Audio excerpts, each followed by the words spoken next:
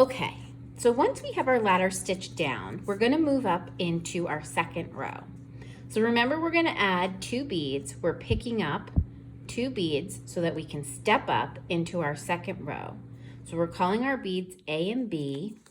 And we also want to remember that we're working this pattern. So we're working the pattern on the first row, we're working it from left to right. But now we need to go up and work our way from right to left.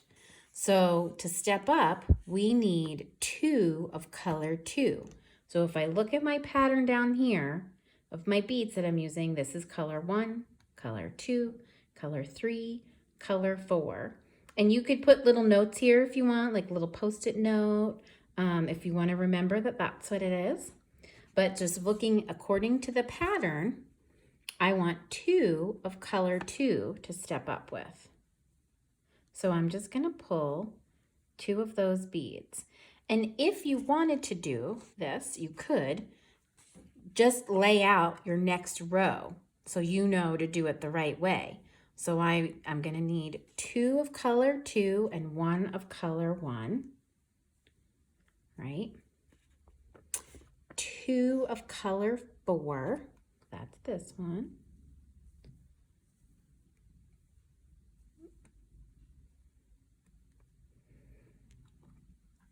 2 of color 3, 2 of color 2, so kind of working our way back here.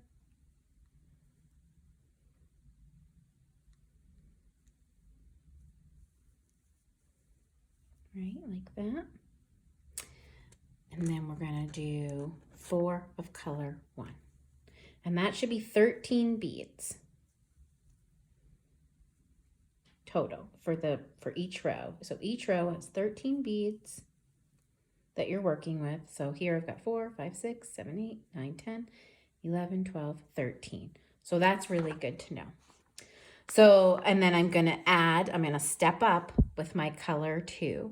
So 2 of my color 2, and that's the next ones that I'm going to add.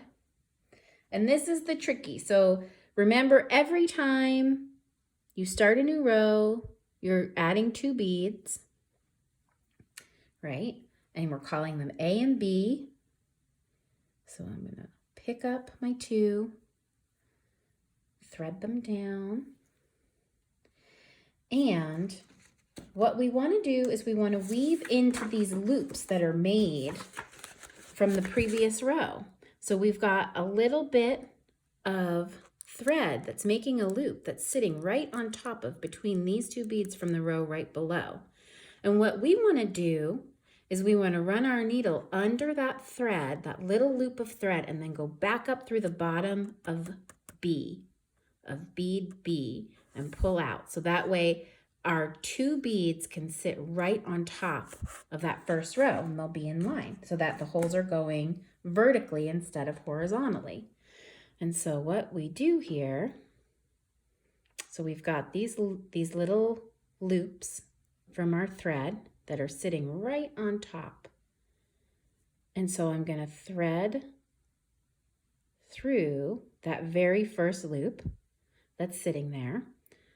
So we're not going through any beads, just going through the thread of that loop. And now I'm pulling my thread nice and tight. And so you'll see here that the beads look like they're about to sit the correct way.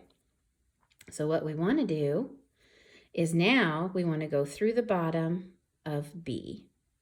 So I'm just going to go through that bottom and I'm going to pull my thread nice and tight. And there it is, sitting on top. So it sits on top, and as you keep going down, it'll get tighter, but you can start to see why this is called a brick stitch, because it sits like the bricks. Bricks are kind of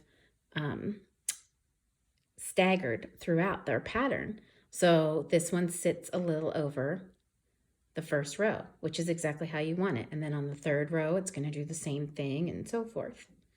Okay, so now we are ready to add our third bead.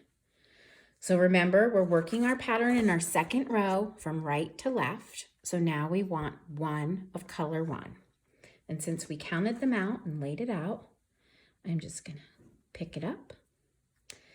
And we just pick up 1 now because we're not starting a row, We're just trying to complete this row, but we are going to go through the very next available little thread loop. Pull. And then we're going to go through the bottom of that bead. And it looks like it's just going to try to sit down exactly how we want it to, right?